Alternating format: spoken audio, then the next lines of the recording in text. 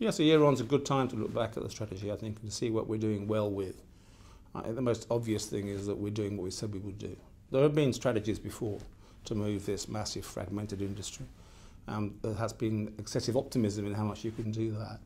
So we've been working on a series of timescales. The very short term, trying to cut out waste in the way that we currently go to the market, procurement systems, and most obviously pre-qualification, where we've introduced a standard form of pre-qualification that's being mandated for use across government, and which I hope the supply side is seeing used across government, and they should tell me if they don't. We are opening up better means of procurement, I think, most particularly by benchmarking, finding out where the money is going to date in government projects, and then using that as a way of leading into the market in a more open-handed way. In my experience in the private sector, clients knew what they could invest, and that became a very clear part of the brief. So benchmarking to set targets is important. And then departments committing to a cost reduction, which is the purpose of the exercise, to save taxpayer dollars. I think that's a success too. BIM is a success, and we'll talk more about that, I think, which is an example of government using its buying power to, I think, influence the marketplace. And then there's much longer term stuff about, principally about integration, reform of the industry. And we've always knew that would be a slow game. But I think we are, and you can't ask businesses to turn around overnight, but I think we are starting to ask the question of the marketplace in a way that would incentivize integration. So across a broad spread of things, plenty of stuff that's still to be done, but I'm pretty pleased with how much has been achieved in 1 year on such a massive agenda.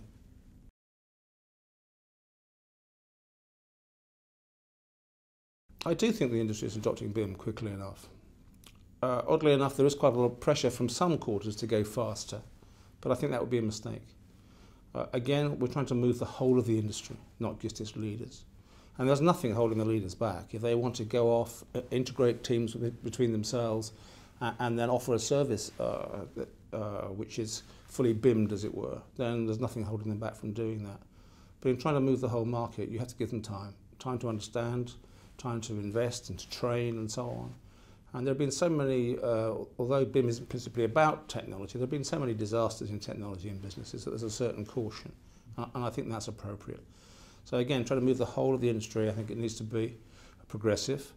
And we've got this 5-year plan, which I hope will not, as I say, hold back the fast movers, but won't be too daunting to those who have a long way from adopting yet. I sometimes compare this with learning to ski jump.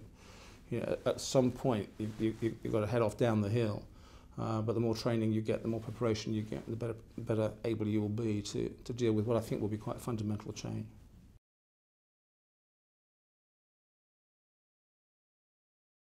I think in looking at how one encourages a single team integration, which I think is the great win that we are looking for here, so that the whole team works around an alignment of interest in finding value for a client.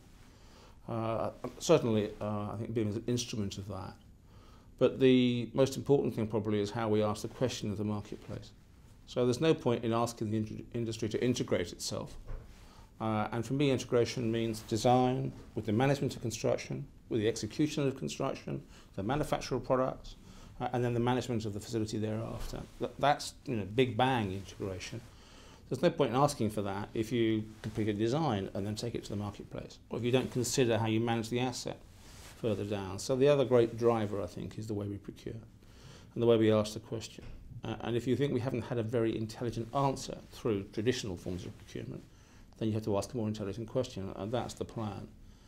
So to move businesses, you must move their drivers. That means the clients must behave in a different way. Government's the industry's biggest client. So the new forms of procurement we're looking at are all designed to motivate integration at best, and at the very least get out of its way if the industry is inclined to integrate.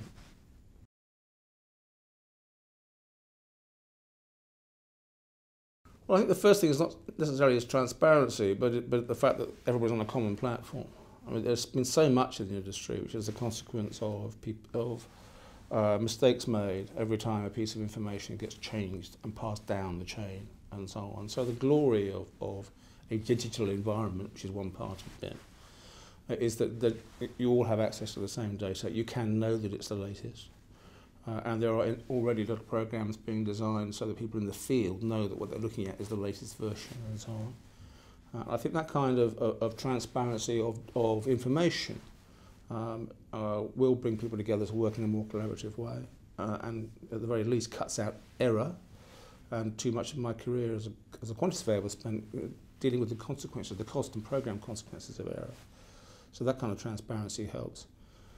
And I guess the kind of tough thing really is that there is a very clear audit trail, so that although the insurance industries are slightly worried about an integrated team sharing collective responsibility, and ultimately will look to ensure the whole of that team, the very least you can say is it will be transparent where something went wrong if it did. So that's the kind of the tough negative end of things, but the main thing really is for people to be working on a shared platform.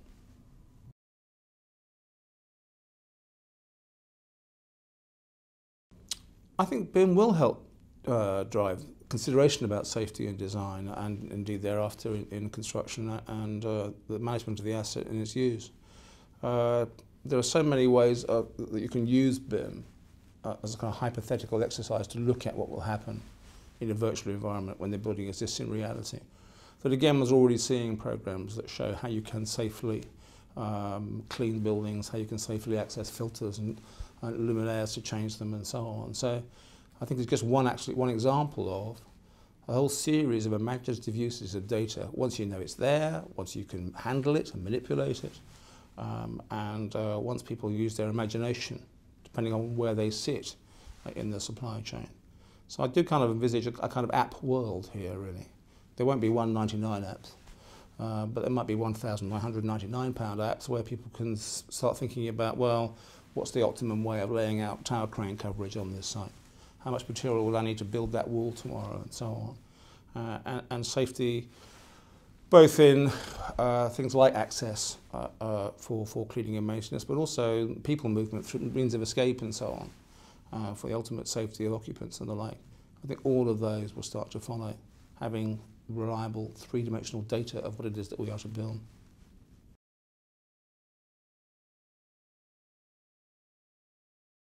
I'm not sure, in thinking about how we will assure a legacy for BIM beyond 2016, who we is. I mean, the industry just will. I'm just so convinced it's going to be the way of doing business. And I'm so convinced that the gains will immediately become apparent. And even in the early stages of taking some government departments through the change in their practice that they need to operate in BIM, they're instantly seeing the gains, the redesign of their own processes and so on.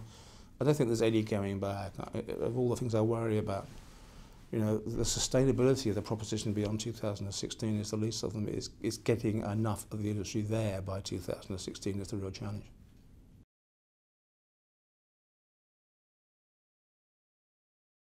I think BIM is important to growth, and I think it is beyond that, international competitiveness. The world sees this as something that it's going to have to get to.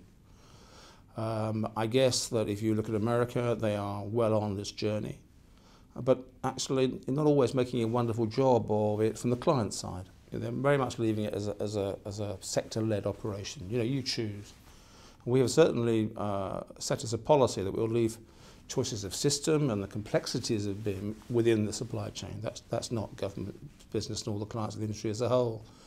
But if we miss this boat, you know, we will lose competitive position overseas. And so I think government is persuaded that by using its influence as a major customer to motivate change and to motivate adoption and to set clear protocols to give people the confidence to invest, we can get ourselves to a good place in terms of international competitiveness. And it's interesting that Phil Bernstein, who's the strategic head at Autodesk, complemented the strategy here as having an elegance around the needs of moving the supply side forward in a reasonably coherent way, but without being so prescriptive that we force out innovation.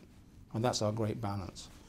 But I think it's not just necessary for growth. I think it will, in the end, be necessary for international survival for those who operate in the competitive market, and indeed to deal with imported construction propositions. So yes, vital to growth.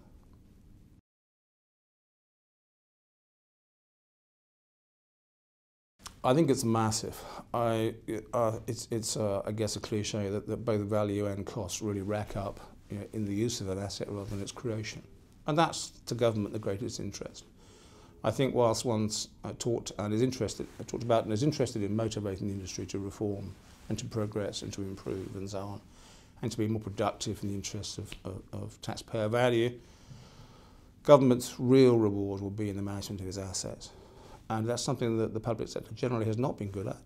It has an insufficient understanding of what it owns, sometimes regards buildings, I think, as liabilities rather than assets. But people who have assets should care for them, and I think this will give them the information to do that. And in taking government departments through the preparation for BIM, one of the big things has been, the data that they genuinely will need to manage the asset post-completion. So if that is a multiple of 2 or 3 of construction costs, which it is in present value terms, then whatever the reward is for efficient construction is 2 or 3 times that for efficient building operation.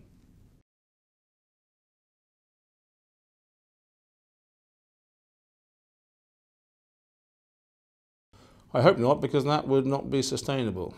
If this government is going to change its mind about this, and I don't think future ones will either. But you can't force an industry to do something that it doesn't want to do or that isn't right for it in its own marketplace. So I think it's a coming together of things. I think what the government announcement has done is attracted a huge amount of attention, so that people who have sort of wondered what this thing is. And I think having wondered and looked, they very quickly see that this is a place they have to get to. So I think a coming together of better technologies, an inclination on the part of industry anyway, certainly at its leading edge, to want to integrate, and so what are the tools of that? And then trying to change procurement practice so that you motivate those things. I think those are coming together. So I'm sure that I certainly hope that government's intervention has been valuable, and not to mention essential, but probably more so in terms of getting people to the place that they have to get to sooner. If it's getting them to a place that they shouldn't be going to anyway, it will be a mistake. So motivating, yes, but it's not the only factor. We're looking at a convergence of forces which have come together to make this the right thing to do right now.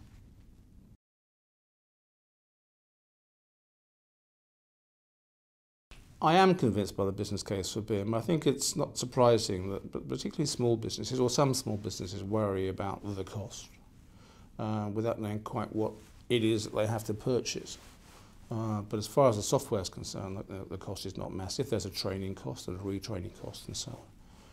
But the money coming back in terms of cutting out waste, in terms of not having to re-input data, in terms of easier transfer of data between team members and so on, and then the elimination of error downstream, the ability to optioneer quickly and look at things through to the full 3-dimensional model without a massive amount of work. And this is just money back. So we're pretty good, I think, at seeing cost. Not so good at seeing return. But I'm convinced, A, that the returns will massively outweigh the cost. And secondly, that in the end, it will so much become the only way of doing business that you might as well wonder whether you're really in favour of the business case for email. I mean, nobody will talk to you if you're not in that environment. So I do understand the hesitance, but there's often been said that for SMEs it's a major challenge. But one of my favourite moments of the last year has been a major architect sitting in a meeting at a roundtable discussion, describing how difficult this is. And the leader of a small, I think 8-man, maybe 10 architectural practice saying, anything you can't handle, just send it to us, because we're already operating in this environment. So I think even the small businesses that are agile and easy, find it easy to redirect their businesses, see the business case strongly, and certainly the biggest ones are making already huge investments that they're not doing for their health. So yeah, I'm utterly convinced.